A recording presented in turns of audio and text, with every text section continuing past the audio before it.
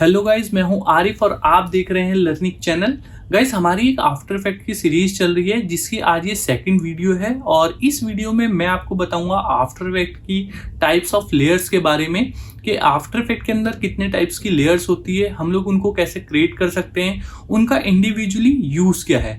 तो इस वीडियो में आपको जितनी भी आफ्टर इफेक्ट की लेयर्स होती हैं उनके सभी के बारे में डिटेल्स में इंफॉर्मेशन मिल जाएगी। तो इस वीडियो को आप स्टार्ट टू एंड देखें। तो चलिए स्टार्ट करते हैं आज की वीडियो।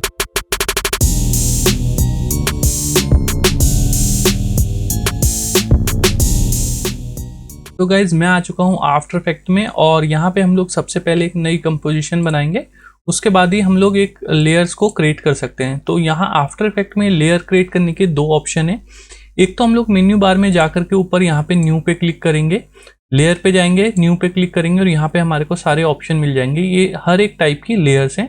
इसके अलावा हम लोग यहाँ जो मेरी टाइमलाइन आती है इस पे यहाँ राइट क्लिक करके न्यू पे जाएंगे और यहाँ पे से भी हम लोग लेयर्स को क्रिएट कर सकते हैं। ठीक है, तो आप चाहे यहाँ से करो या फिर यहाँ से करो, दोनों सेम काम करते हैं। तो अब जैसे कि मैं इस पे यहाँ पे राइट क्लिक करता हूँ, न्यू पे जाता हूँ और यहाँ पे मेरे को सबसे पहली जो लेयर मिलती है वो है टेक्स्ट लेयर।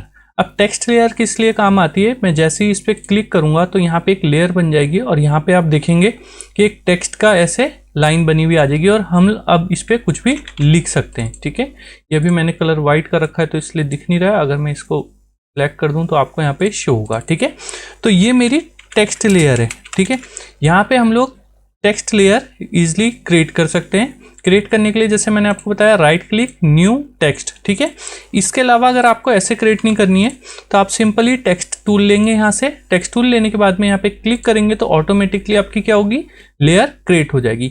मैं जो ज़्यादातर यूज़ करता हूँ वो ऐसे ही करता हूँ कि मैं सिंपली यहाँ से ही टूल लेकर के क्लिक कर देता हूँ तो लेयर जो है वो ऑटोमेटिकली क्रिएट हो जाती है और फिर हम लोग उस पर अपना टाइपिंग कर सकते हैं।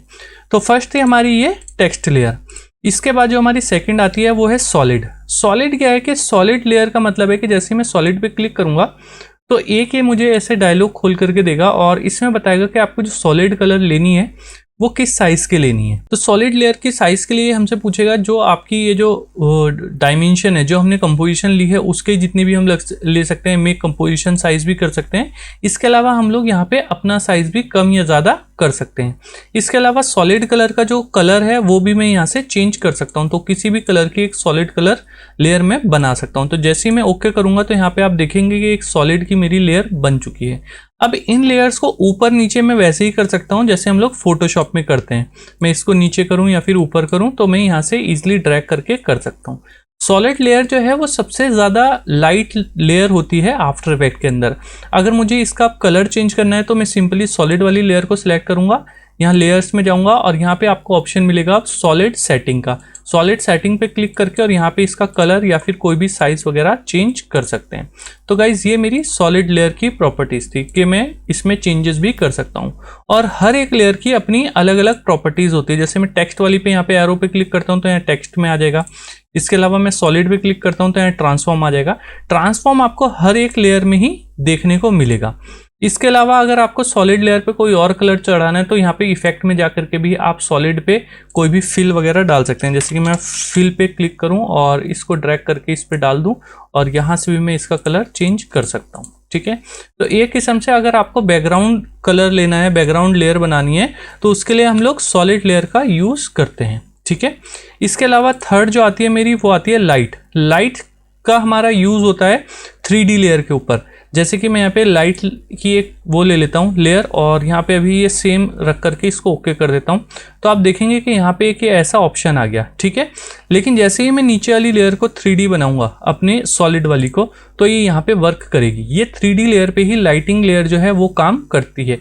अगर ये 3D आपको बनाने के लिए क्या करना है, यहाँ पे जो आपको आइकन दिख रहा है एक ये 3D का, बस इस वाले आइकन वाले बॉक्स में यहाँ पे आपको क्लिक कर देना है। ये जो आपको 3 बॉक्सेस दिख रहे हैं खाली, इस पर मैं जैसे 3D वाली के नीचे यहाँ पे क्लिक करूँगा तो ये मेरी लेयर जो है अब सॉलिड वाली 3D होगी और ये मेरी लाइटिंग की लेयर यहाँ पे काम कर रही है। ठीक है, तो इसमें XYZ होता है, मैं इसको कैसे भी मूव कर सकता हूँ, कैसे भी रोटेट कर सकता हूँ और ये भी काफ़ी हद तक काम आती है, लेकिन मैं इसका इतना ज़्यादा यूज़ नहीं करता। तो आप लोग अपने प्रोजेक्ट के हिसाब से देख सकते हैं कि आपको इसका कितना ज़्यादा यूज़ लगता है, कैसे आप इसको यूज़ कर सकते हैं। इस वीडियो में मैं आपको सिंपली बता रहा हूँ कि हम लोगों के पास कौन कौन सी लेयर होती है, हम लोग कैसे उनको बना सकते हैं। लेकिन आगे की अपनी क्लासेस में मैं दिखाऊंगा कि इन लेयर को यूज़ करके हम लोग कैसे एक एनिमेशन क्रिएट करते हैं। ठीक है, तो ये मेरी थी लाइटिंग लेयर, मैं इसको अभी डिलीट कर देता हूँ।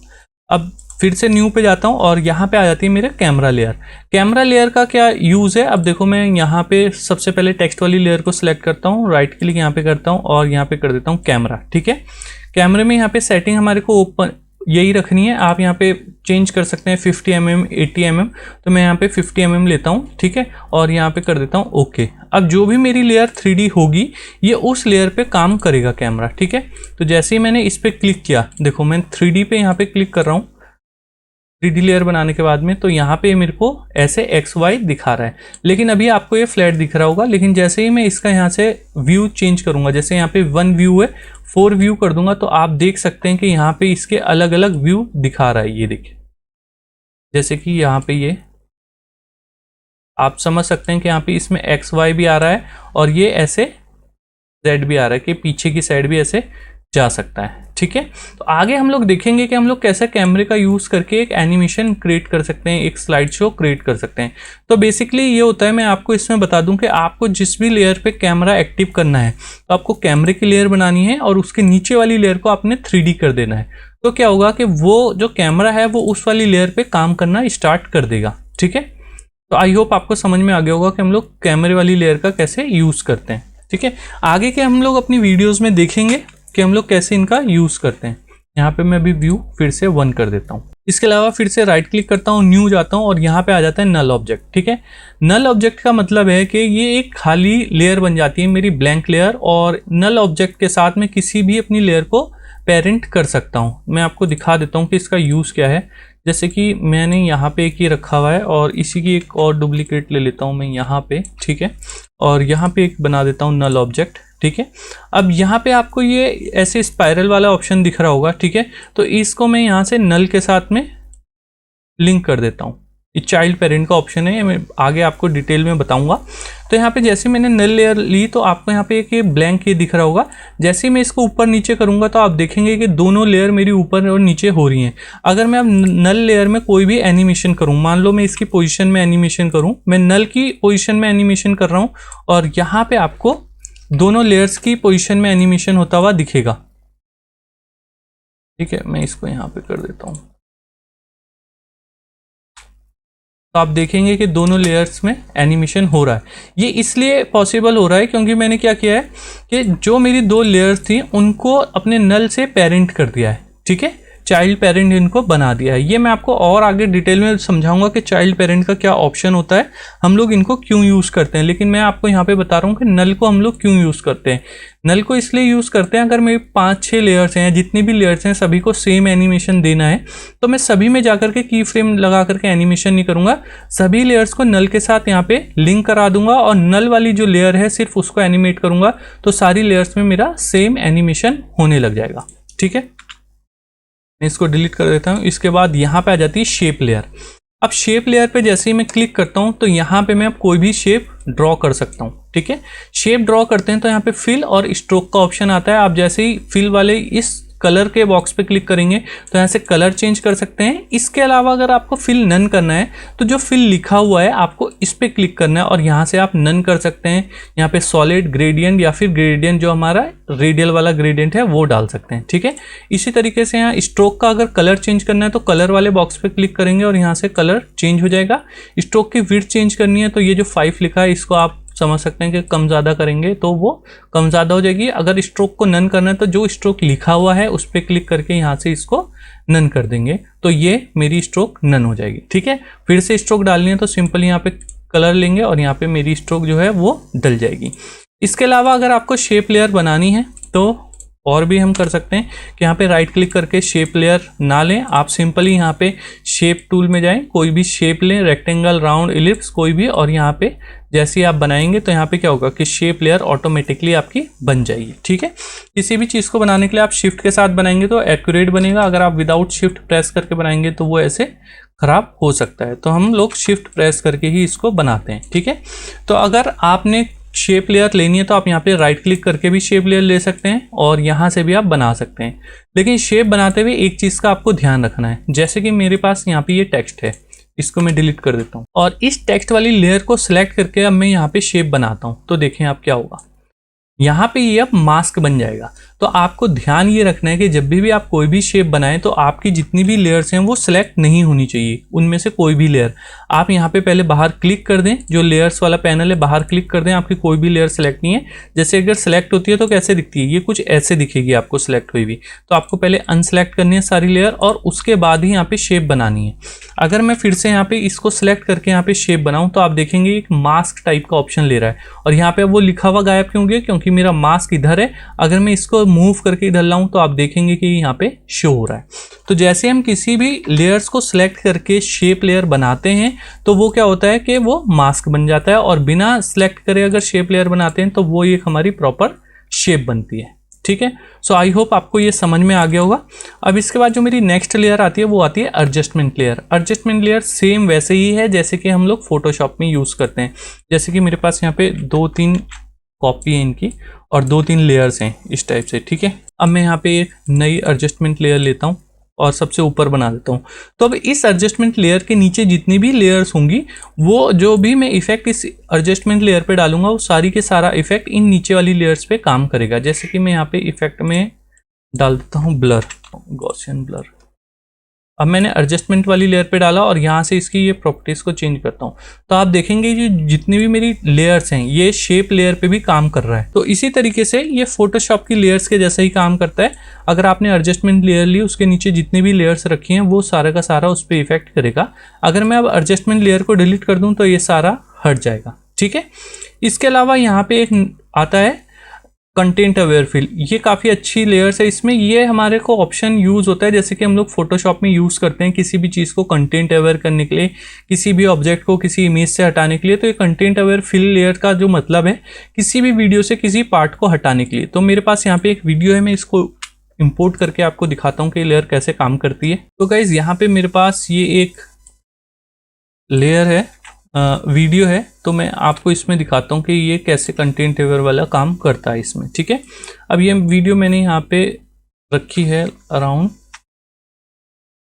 5 सेकंड में, ठीक है। और यहाँ से मुझे ये एक जो बर्ड है ये हटानी है यहाँ से, ठीक है। तो मैं इसको कंटेंट अवेयर करके हटा सकता हूँ। यहाँ पे 2 दिख रही हैं आपको, एक हटानी है मुझे ये वाली। तो मैं क्या करूँगा, सिंपली इसको सेलेक्ट करूँगा लेयर को, और यहाँ पे लेयर को सिलेक्ट करने के बाद में पेन टूल लूँगा और पेन टूल से यहाँ पे क्या करूँगा, एक ऐसे शेप बना दूंगा कुछ ये। तो ये क्या होगा, मास्क बन जाएगा। अब यहाँ पे मैं जाऊँगा, यहाँ पे मास्क बन चुका है और यहाँ पे इसको कर दूंगा मैं अभी सब्सट्रैक्ट या नन कर दूंगा इस अभी के लिए इसको, ठीक है। अब ये जो मास्क है मैं इसमें जाऊंगा फिर से और यहाँ पे मास्क पाथ पे क्लिक कर दूंगा तो यहाँ पे एक की लग जाएगी, ठीक है। मूव टूल ले लेता हूँ और लास्ट में जाऊंगा और एक की यहाँ पे लगा दूंगा और इस मास्क को उठा करके इस अपने बर्ड के यहाँ पे रख दूंगा, ठीक है। अब बीच बीच में जहाँ से ये बर्ड से हटेगा इसको बर्ड के पास में लेके जाता रहूँगा तो यहाँ पे की ऑटोमेटिकली लगती रहेगी, ठीक है। ये बर्ड से बाहर नहीं जाना चाहिए, बर्ड इसमें होनी चाहिए, ठीक है। ये कुछ इस टाइप से।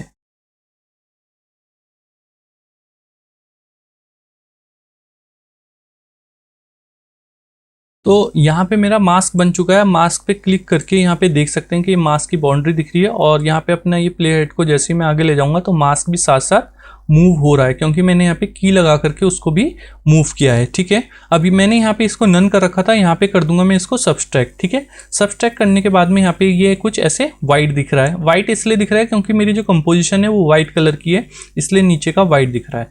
अब यहाँ पे मैं करूँगा राइट क्लिक, न्यू, और यहाँ पे कर दूंगा कंटेंट अवेयर फिल, ठीक है। कंटेंट अवेयर फिल पे क्लिक करते ही मेरे यहाँ पे ये एक पैनल ओपन हो जाएगा, या फिर आप यहाँ विंडो में जाकर के भी कंटेंट अवेयर फिल पे क्लिक कर सकते हैं, ठीक है। अब ये करने के बाद में मैं यहाँ पे कर दूंगा इसको सिलेक्ट में ऑब्जेक्ट और यहाँ पे इसको कर दूंगा मैं स्ट्रॉन्ग, ठीक है। और यहाँ पे जनरेट फिल लेयर पे क्लिक कर दूंगा। अब जैसे ही मैं जनरेट फिल लेयर पे क्लिक करूंगा तो यहाँ पे अपना प्रोसेस करना लग जाएगा और पूरी वीडियो में से जितना भी मैंने मास्क बनाया था उतने पार्ट को ये हटा देगा और कंटेंट अवेयर फिल के थ्रू वहाँ पे उसको फिल भी कर देगा। तो यहाँ पे थोड़ा सा टाइम लेता है, ये आपके सिस्टम पे भी डिपेंड करेगा, शायद आप लोगों के सिस्टम में ज़्यादा टाइम ले या कम टाइम ले। ठीक है, तो यहाँ पे ये ऑलमोस्ट हो ही गया है। तो आप देख सकते हैं कि यहाँ पे जो 2 बर्ड थी, अब मैं अगर इसे प्ले करूँ तो यहाँ पे ये एक ही बर्ड बची हुई है और कंटेंट अवेयर फिल के थ्रू वो वहाँ पे हट चुकी है। तो गाइज ये काफ़ी अच्छा ऑप्शन है हमारे को, किसी भी वीडियो से कोई भी छोटा मोटा पार्ट हटाने के लिए हम लोग इस लेयर का यूज़ कर सकते हैं। और फिर जो इसके बाद जो लेयर्स का ऑप्शन आता है वो आता है एडोब फोटोशॉप फाइल से और मैक्सिमम सिनेमा 4D से। तो फोटोशॉप फाइल से भी हम लोग अपनी नई लेयर बना सकते हैं और इसी तरीके से 4D फाइल से भी, सिनेमा 4D से भी। तो ये हम आगे देख लेंगे, लेकिन जो हमारी मेन लेयर्स हैं वो ये लेयर्स हैं जिसका हमने यहाँ पे आज यूज़ देख लिया कि हम लोग कैसे इनको बनाते हैं और क्या क्या इनका यूज़ है। आगे के वीडियो में हम लोग देखेंगे गाइज, जो नेक्स्ट वीडियो आएगी, कि हम लोग कैसे इन टूल्स का यूज़ करते हैं। और मैं आपको बेसिक ही बताऊंगा कि कैसे हम लोग इन टूल्स का यूज़ करते हैं। जब हम लोग एनिमेशन बनाना स्टार्ट करेंगे तो ये सारी लेयर्स को कैसे हम लोग यूज़ करते हैं, स्टेप बाय स्टेप कैसे टूल्स को यूज़ करते हैं, वो सारी चीज़ें आपको मैं डिटेल डेप्थ में बताता चलूँगा। लेकिन अभी आपको कोर्स स्टार्ट करने से पहले ये पता होना चाहिए कि कोई भी लेयर हम लोग कैसे बनाते हैं, उस लेयर का यूज क्या है, जो कि मैंने आज आपको क्लियर कर दिया है। आई होप गाइज आपको आज की वीडियो पसंद आई होगी। और अभी की जो स्टार्टिंग वीडियोस हैं, हम लोग सिर्फ इसमें आफ्टर इफेक्ट के जो बेसिक हैं उनको क्लियर कर रहे हैं कि उनकी लेयर्स क्या होती हैं, कैसे हम लोग उनको यूज करते हैं। नेक्स्ट वीडियो में हम लोग देखेंगे कि आफ्टर इफेक्ट में कौन कौन से टूल्स हैं, उनको कैसे यूज करते हैं। तो कुछ वीडियोस के बाद, कुछ क्लासेस के बाद में काफी ज्यादा इंटरेस्टिंग हो जाएगी जब हम इन सभी का यूज करके अपना एनिमेशन बनाना स्टार्ट कर देंगे। तो गाइस, अगर आपको आज की वीडियो पसंद आई है तो प्लीज वीडियो को लाइक करें, चैनल को सब्सक्राइब करें। मिलते हैं अपनी नेक्स्ट वीडियो में एक नए टॉपिक के साथ, तब तक के लिए थैंक यू।